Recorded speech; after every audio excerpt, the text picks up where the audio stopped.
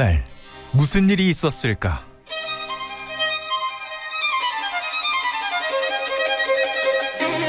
법의 눈으로 현장을 파헤치고 그림 한 장으로 진실을 들여다본다. 사건 살롱. 반갑습니다 님께서 사건 살롱 해요? 해요. 두 분입니다. 양재열 변호사, 허지원 변호사요. 안녕하세요. 네, 안녕하세요. 안녕하세요. 아니 왜냐면 요새 하도 일이 많아가지고 나 다 안 하시는 줄 아는 것 같아요. 뭐 예를 들어 뭐 도이치모터스 특집, 뭐 선거 특집, 뭐 독대 특집, 뭐 하나 할게 명태균 특집, 뭐 이런 거, 예, 카톡 메시지 특집, 뭐 오빠 특집 뭐 많기 때문에 예, 이렇게 안 한가하게 살롱 뭐 이런 거 할 여유가 별로 없을 것 같은 그런 분위기였던 거죠. 살롱 예. 특집. 네? 살롱 특집. 그냥 살롱 특집. 그런데 이게 또 대한민국에 하루도 조용할 날이 없어요. 이 정치면만 뜨거운 게 아니라 사건 사고도. 그렇죠. 만만치 않습니다. 예, 또 왜냐면 좀 아무래도 이 유명 스타들, 네. 연예인이나 스포츠 스타들이 연루된 사건이 나오면 또 이제 관심이 갈 수밖에 없거든요. 나왔습니다. 우리나라 기자분들은 걱정 안 해줘도 될 것 같아. 근데 좀 너무 아이템이 넘쳐가지고. 생각지도 못한 데서 나왔어요. 그죠. 네. 코미디언 이진호 씨. 예, 뭐 이름은 좀 생소하시는 분들이 계실 수도 있는데 얼굴은 다 아실 거예요. 예, 코미디 프로 뭐 한 번만 보셔도 더 아실, 예능에도 많이 출연하는 이 개그맨 이진호 씨가 불법 도박 사실을 고백을 했어요. 그리고 근데 본인이 사채 빚도 많고, 근데 뭐 사채 빚이야 본인이 뭐 한 거니까 뭐 그렇다 치는데 연예계에 채권자들이 많아요. 미수 채권도 많고. 네. 자, 일단 허변, 이 구체적인 불법 도박 규모가 어느 정도예요? 지금 알려지기로는 무려 23억 원 가량의 원금만 빚이 있다. 그리고 이걸 도박 빚에 탕진했다. 뭐 이런 식으로 23억을? 그렇습니다. 이런 식으로 보도가 되고 있는 것 같은데, 근데 이 23억 원어치나 무슨 도박을 했냐? 네. 인터넷 불법 도박을 했다고 합니다. 근데 기간이 상당히 오래된 것 같아요. 네. 2020년부터 인터넷 불법 도박 사이트에서 게임을 시작한 뒤에 감당하기 힘든 빚을 졌다. 이렇게 스스로 한 예능 프로그램 제작 발표에 앞서서 SNS에 부끄러운 과거를 고백한다라고 얘기하면서 고백을 했습니다. 예. 근데 사건이 수면 위로 올라가니까 그럼 도대체 이 돈을 어디서 조달했냐? 이거 엄청난 돈 아닙니까? 네. 근데 이거를 대부업체에 빌린 돈이 한 13억 정도 된다고 하고요. 이자도 만만치 않을 건데. 그렇죠. 그리고 연예계 지인에게 빌린 돈이 한 10억 정도 돼서 이 빌린 돈만 23억 정도 규모다 이렇게 알려지고 있는 건데, 예. 근데 연예계 동료 지인이 굉장히 유명한 분들 이름이 지금 오르내리고 있습니다. BTS의 대표적인 지민 씨. 지민 씨도 1억을 빌려줬다라고 하고요. 네. 가수 영탁 씨, 하성운 씨, 그다음에 방송인 이수근 씨, 뭐 이런 지인들이 믿고 빌려줬다는 거예요. 네. 그리고 워낙 또 이제 유명세도 있고 사실 뭐 속칭 굉장히 잘 나가는 개그맨이었지 않습니까? 방송도 많이 하고 있었고요. 예. 그래서 이 부분이 굉장히 논란이 더 커지고 있고, 알려지지 않는 방송계 관계자들, PD님들이나 작가님들한테도 돈을 빌렸던 것 같아요. 예. 그리고 지금 이게 문제가 되니까 뭐 출연 중이던, 고정 출연 중이던 예능에서는 하차를 하게 됐고, 뭐 그렇죠. 그리고 이미 뭐 촬영했는데 편집이 안 되는 부분이 있다는 네. 거예요. 그러니까 빼면 아예 얘기가 안 되는 부분, 그건 어쩔 수 없이 지금 내보낼지 고민하고 있다고 하고, 예. 고향이 화성시인데 거기 홍보대사거든요. 그 홍보대사에서도 지금 회촉되면서 연예계에서 사실상 손절수순을 밟고 있는 걸로 보입니다. 자, 일단 죄명부터 예. 그냥 상습 도박. 상습 도박. 상습 도박이 될 수밖에 없죠. 2020년부터이기 때문에 예. 뭐 당연히 상습성이 있고, 그 상습 도박도 액수가 많기 때문에 예. 이게 특경가법으로 갈 요지가 있다라는 거예요. 그러니까 도박으로 특경가법으로 가는 게 아니라 예. 빌리는 과정이 지금 뭐 보고. 지민 씨, BTS 지민 씨 같은 경우는 일주일만 쓰고 빌렸다 이런 게 나왔는데 한 일주일 뒤에 못 갚을 것 같으니까 10년 안에만 갚으세요라고 얘기를 했다고 하는데 10년 안에만 갚으세요라고 지민 씨 같은 경우 그렇게 얘기를 했대요. 뭐 지민 씨니까 그렇기도 하고. 근데 다른 연예인들 대표적으로 그 개그맨 선배죠. 이수근 씨한테는 어머니가 아프다라는 명목으로 돈을 빌렸다라고 해요. 그리고 또 이수근 씨는 이제 어머니가 아프신데 또 월세도 빌렸다 이런 얘기도 있고 월세도 갚아주기도 했다라고 하고. 좀 착하다. 예, 이수근 씨 같은 경우는 이제 본인도 가족이 좀 뭐 병 때문에 어려움을 겪어서 주변에 아프다는 사람이 있으면 그렇게 선뜻 돈을 빌려준다고 합니다. 근데 그래요? 그런 걸 악용한 것이 드러난다라면 이게 사기가 될 수도 있거든요. 이미 빚이 많은 상황에서 도박하게 돈 빌려주세요 이러진 않았을 거 아니에요. 그렇을까요? 그러면 이제 사기가 될 수 있고 그 액수가 높아지면 특경가법상 사기가 될 수도 있고 예. 그리고 이게 이진호 씨는 문제가 되고 있는 게 이런 사실들이 갑자기 자백을 했다라고 하는데 언론에서 이진호 씨가 문제가 됐던 부분을 좀 이 보도를 하려고 취재에 들어갔던 모양이에요. 아, 그래요? 그러니까 일부 돈을 빌렸던 유명인은 아닌데 일부에서 사기로 고소를 이미 했답니다. 예. 근데 고소를 하고 경찰을 통해서 이 사실이 알려지니까 이제 이 사실을 스스로 이제 얘기를 한 건데 그나마 이 외국 그 연예인들이 관련된 사건에서 도박 사건에서 처벌을 강하게 하는 건요. 사실 과거를 되돌려 보면 그 외국한 밀반출 외환 밀반 출제 외국환 관리법 위반이거든요. 그러니까 대부분 이제 네. 예전에 개그맨 신모 씨도 네. 그렇고 해외 원정 도박으로 네. 걸렸을 때 네. 도박 자체의 처벌보다는 네. 가서 이제 달러 가져 나가야 되니까 네. 환치기로 가져 나가잖아요. 왜냐하면 외국환 관리법 상습 위반이지. 도박은 3년 이하예요. 아, 상습이 네. 붙어도. 아, 가수 신모 씨. 예, 그렇게까지 크게 이렇게 처벌받지 않는데 다들 외화를 그렇게 밀반출을 했다 그걸로 굉장히 강하게 처벌을 받았었거든요. 외국환 관리법. 예, 근데 이 저도 놀란 게 온라인으로만 잃은 돈만 23만 구로 지금 추정이 되잖아요. 근데 그것에 대해서는 추가 처벌이 없는 거예요 지금. 이게 하나의 맹점인 셈이에요 어찌 보면. 제가 뭐 이진호 씨 강하게 처벌하자는 게 아니라 네. 지금 우리나라 돈이 해외로 빠져나가고 있는데 그걸 거를 방법이 없는 거예요 지금은. 왜냐면 이게 사이트가 서버가 다 해외. 외국에 해외에 네. 있고 주 조직들은 해외에서 네. 기관 한국 사람이 하더라도 네. 그러니까 실질적으로 돈이 빠져나가는 건데도 어떻게 빠져나간지조차 모르고 있을 수 있는 거예요 지금 우리나라에서. 우리 온라인으로 당국이 하니까. 온라인으로 하니까. 그러네. 이 사건 얘기할 때 저는 이 부분을 언론에서도 지적을 안 하는데 심각한 상황이에요 지금. 그치 상속 도박을 해봐야 뭐 얼마 안 나오잖아. 예? 그렇죠. 법정 아까 자체가. 처벌도 그렇지만 법정왕 자체가. 지금 국부가 빠져나가고 있는 상황이에요. 어찌 보면 이렇게 큰 돈이면. 예, 그렇군. 변호사님, 이 저 허변 저 상습 도박 얘기하잖아요. 그냥 네. 도박하고 상습 도박 그 질문이 많이 들어와요. 어떻게 어. 구분하냐고.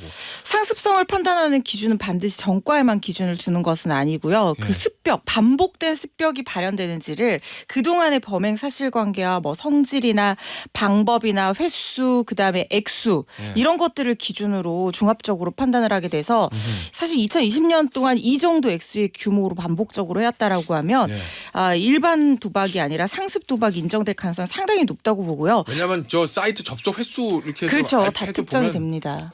뭐 한두 번에 안 할 거니까. 그렇습니다. 그리고 이게 도박이 원래 이제 상습죄가 보통은 이제 가중처벌 기준만 규정을 하고 있는데 예. 도박죄 같은 경우에는 상습 도박죄를 따로 두고 있어요. 네, 맞아요. 그래서 물론 처벌 수위가 뭐 이 액수에 비해서는 그렇게 높지 않다고 볼 수 있지만 일반 도박 같은 경우에 1,000만 원 이하인데 상습 네. 도박 같은 경우에는 3년 이하의 징역형으로 굉장히 높아지거든요. 그만큼 도박의 이 상습성을 굉장히 무겁게 보고 있다. 이렇게 보셔야 될 것 같습니다. 알겠습니다. 검찰 지금 경찰에 보니까 뭐 내사 중이라는데 뭐 이거를 왜 내사래요? 그냥 근데 왜 그러냐면 어찌 보면 범죄 자백이 있는 셈이잖아요. 근데 이게 참 이것도 어려워 보이는 게 뭐 아시다시피 물증은 있어야 될 거 아니에요. 보강 증거가. 그렇죠. 보강 증거라는 게 결국 온라인 서버에서 이진호 씨가 이걸 얼마만큼이나 돈을 투자를 했고 이걸 어떻게 뭐 이렇냐 이거를 가담해야 되는데 그리고 도박죄 처벌하려면 그냥 막연하게 본인이 잃은 돈이 아니라 그런 거 있죠. 판돈 얼마짜리 도박을 몇 회에 걸쳐서 했다 이렇게 나와줘야 되는데 다 불법 도박 온라인으로서 이루어진단 말이에요. 그럼 그걸 어떻게 찾아요? 이게 그것도 하나의 문제. 아까 지적했던 거의 문제점이 이 불법 도박 업체를 찾아내서 거기서 얼마만큼이나 서버에 예를 들어서 남은 로그 기록 같은 게 남아있는지를 확인해야 되기 때문에 예. 경찰 입장에서도 이거를 찾아내야 되는 숙제가 떨어진 셈입니다 지금. 알겠습니다. 자 다음 사건 좀 볼게요. 이것도 연세대학교 대입에서 논술 시험 문제 유출 정황이에요 아직까지. 네. 양변 요거 네. 사건 개요부터 좀 설명해 주세요. 그러니까 지난 12일이었던 겁니다. 서울 연대 신촌 캠퍼스에서 자연계 인문계열도 일부 있었다는 얘기도 있습니다만 네. 자연계열 논술고사가 원래는 2시에 봐야 되는데 감독관 분들이 이 시험 시간을 오후 1시로 착각을 해서 이게 있을 수가 있어? 난 충격적인 일이죠. 그래서 12시 55분에 미리 배부를 했다라는 거예요. 네. 그러다가 15분쯤 지나서 문제지를 회수했지만 그 짧은 시간도 아니죠. 15분이면 긴 시간이죠. 그때 몇몇 수험생들이 이거를 촬영해서 이거를 다른 데 보낸 게 아니냐 유포한 게 아니냐라는 의혹이 제기가 됐고 안 하고도 가져가겠네 또. 근데 이거를 어쨌든 연세대 측에서는 고소를 했어요. 이게 업무방해에 해당한다 그래서 뭐 사진으로 사진 찍은 거 그래서 자연계 유출자 1명 그리고 다른 특정되지 않은 4명 정도로 알려졌는데 이 유출자 2명 신원까지 파악을 했다라고 해요. 근데 저는 개인적으로 솔직히 연세대 대응이 별로 이게 납타당하지 않다라고 본인들이 어찌 보면 문제를 단초를 제공을 했고 그것 때문에 알고 이 친구들이 뭐 빼두는 게 잘했다는 건 아니지만 수험생 입장에서 시험지가 나왔는데 그거를 그냥 넘긴다? 나중에 참고하기 위해서라도 찍어놨을 가능성이 높잖아요. 기대 가능성이 없다. 예. 적법 행위에 기대 예. 가능성이 없다는 그 얘기구나. 사회적 비난이 확 일어나니까 덜컥 연세대에서 수험생을 고발해버린 일이 저는 별로 지금 그렇게 마땅치 않아 보입니다. 솔직히. 그러니까 예. 주관적인 생각인데 예를 들면 이런 거죠. 수험생한테 뭐 대입 수험생이든 사시 수험생이든 뭐 변호사 시험 수험생이든 간에 문제 미리 주고 책 옆에 놔두고 보지 마. 보지 네. 마. 이런다고 네. 안 보게 되겠냐 뭐 이런 그리고 거. 게다가 그 와중에 네. 과연 그러면 휴대전화나 이런 거 관리를 잘하느냐? 그러니까 원래 걷어야 되는 거 아닌가? 그것도 전자기기 제대로 다? 못한 것 같다. 아니 근데 1시간 전에 문제지를 내줬으니까 네. 보통 휴대전화를 뭐 30분 전에 가방 다 뒤로 하게 하고 뭐 네. 제가 정확하게 뭐 얼마간의 텀을 두는지는 네. 알 수 없습니다만 네. 1시간 전에는 그렇게 안 하죠. 왜냐면 마지막까지 네. 학생들 공부하고 하니까 네. 시간 주기 위해서. 네. 근데 지금 이거는 시험지를 65분 전에 배부를 했단 말이에요. 그러니까 뭐 연세대에서 주장하기로는 그때 휴대전화 쓰지 못하도록 했다라고 하고 있는데 네. 그때 당시에 현장에 있었던 수험생들 말로는 다 휴대전화 왔다 갔다 하면서 보고 있었고 화장실도 다 왔다 갔다고 하게 해줬다는 근데 거예요. 시험지 나눠줬다는 거예요? 그때 시험지를 나눠줬다가 지금 15분에서 20분 정도 있다가 다시 회수를 했다는 건데 근데 연세대 입장에서는 이 재밌는 부분을 학교네. 뭐 핸드폰 관리 다 철저하게 됐다라고 하지만 네. 이거 어쨌든 나간 부분이 있고 또 네. 일부 수험생들의 주장에 따르면 양심 고백을 한 수험생도 있다는 거 아니에요. 잘못 배부된 그 수험장에서 자기가 고사를 받는데 그 문제를 보고 이 뭐 사진을 그대로 직접 찍어서 유출하지는 않았지만 그 내용의 일부를 이 온라인 커뮤니티에 게시한 게 맞다라고 양심 고백을 했다는 얘기가 지금 연세대를 상대로 소송을 준비한 학생들 사이에서 나오고 있어요. 이게 입증이 된다고 하면 사실상 이거는 유출이 만약에 입증이 된다는 전제하에 이건 유출이죠. 아니 그죠. 그러면은 보세요. 그러니까 일단 시험지 먼저 놔주는 것도 1시간 먼저 나눠준 것도 문제지만 네.